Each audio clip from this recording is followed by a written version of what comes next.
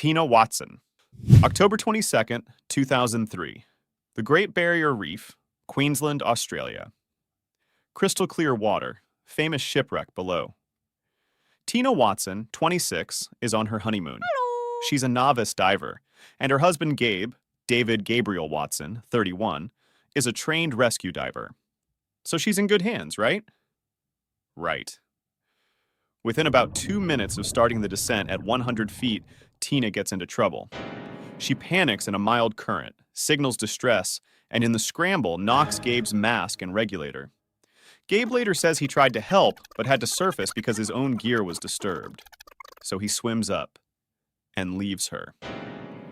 Other divers watch Tina slowly sink to the sandy bottom near the wreck, motionless, regulator out, buoyancy device inflated but doing nothing. A tourist's underwater camera captured it. There's a photograph of Tina's body on the seabed, with Gabe ascending in the background, glancing back over his shoulder. That photo. It became the defining image of this case, and once you've seen it, you don't forget it. Australian authorities charged Gabe with murder, arguing he deliberately turned off her air and staged the panic. He ultimately pleaded guilty to manslaughter and served 1 year in Queensland. 1 year. Tina's family called it outrageously light, fought for further prosecution in Alabama, and never really got the answer they were looking for. The rescue diver who didn't rescue his own wife on their honeymoon. Some things just sit with you. Christe Chen Dawson. July 2022. Turtle Island Resort, Fiji. One of the most exclusive, remote, genuinely stunning honeymoon destinations on Earth. A private island in the Asawa Archipelago, where a single week costs more than most people's monthly rent. Christe Chen Dawson, 36, a pharmacist from Denver, had just married Bradley Robert Dawson, 40. They arrived 2 days earlier. Staff described them as affectionate, also drinking heavily. On the night of July 9th, other guests and staff heard a loud argument coming from their burr, their private cabin.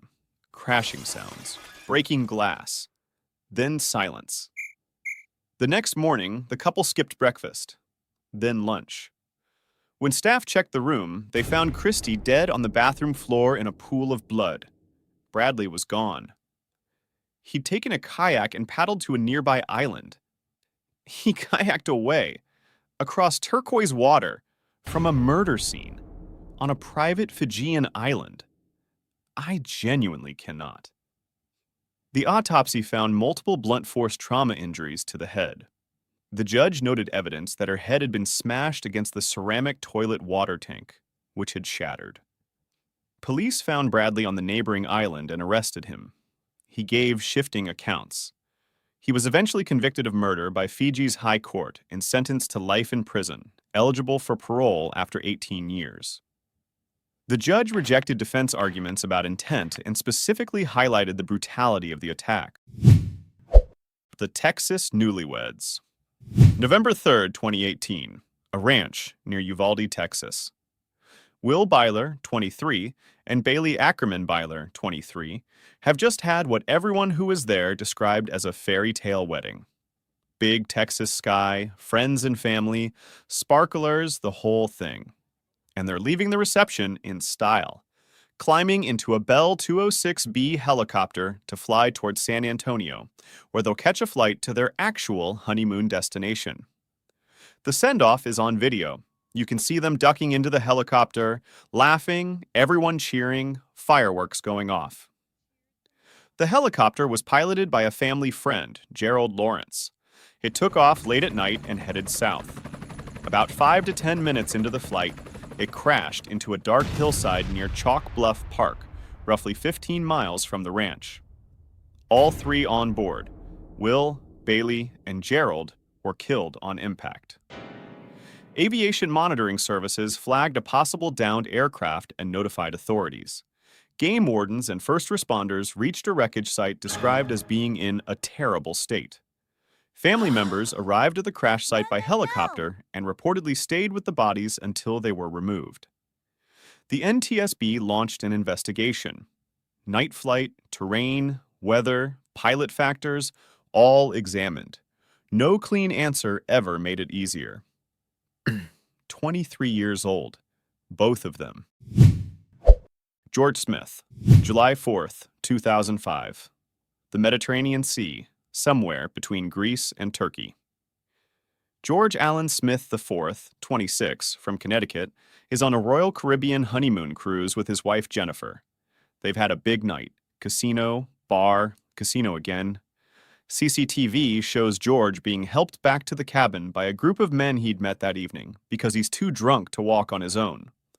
Jennifer, also drunk, passes out in a hallway somewhere on the ship and wakes up hours later in someone else's cabin with no memory of how she got there. The next morning, crew and passengers notice something on the exterior of the ship below George's balcony, a large smear of blood on the hull. George is not in the cabin. George is not anywhere on the ship. The blood streak on the side of the Royal Caribbean hull, below the balcony, suggesting he hit the structure on the way down, is the only physical evidence of what happened to him. His body was never recovered.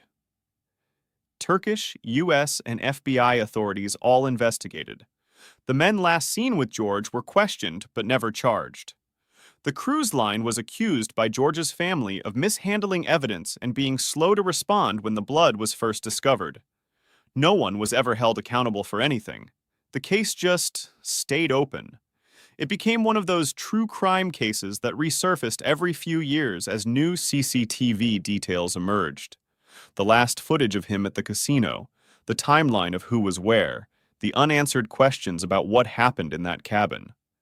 His body was never recovered. The Honduras Zipline. Early July 2018, Roatan, Honduras, a popular Caribbean island destination known for diving, beaches, and adventure tourism. An Israeli couple on their honeymoon books a zipline excursion through the jungle. Perfectly normal activity. Thousands of people do it every week. The way a zipline works: first rider goes, reaches the platform, cable clears, second rider goes. That's it. That's the whole system. That's the one rule that keeps the entire thing from becoming a disaster. The wife went first. She didn't make it all the way to the platform. She stalled somewhere in the middle of the cable, hanging there in the jungle air. Staff, for reasons that remain unclear, sent the husband down anyway. He accelerated down the line at full speed and slammed into her midair. Two full body weight people colliding on a cable in the middle of a jungle. Both were severely injured in the impact and rushed to a local hospital. The wife was stabilized and eventually evacuated to the United States for surgery. The husband did not survive. He died from the blunt force trauma of the collision.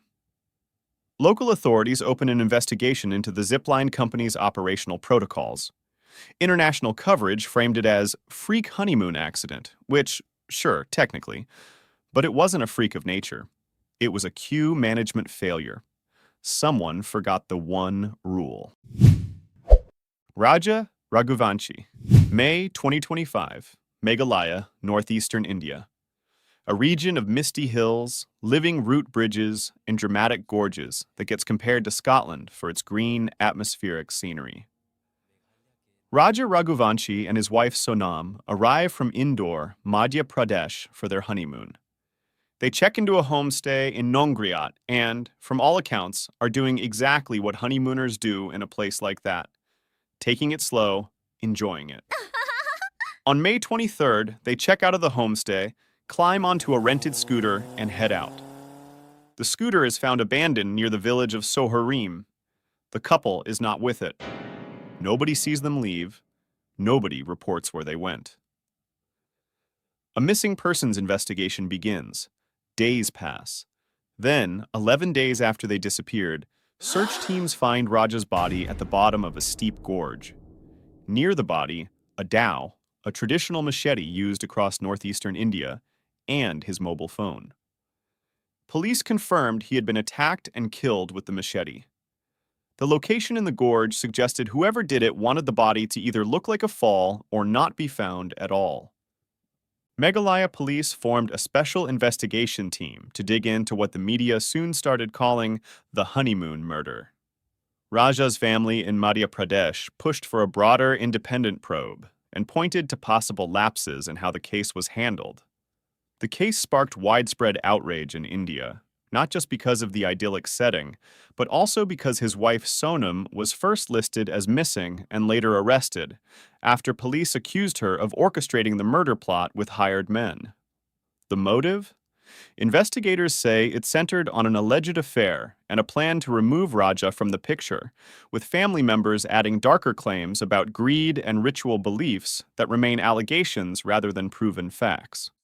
They went to India's Scotland for waterfalls and hiking. He was hacked with a machete and left in a gorge. She was missing for days. Some places look peaceful from the outside and aren't. Some trips don't come back from.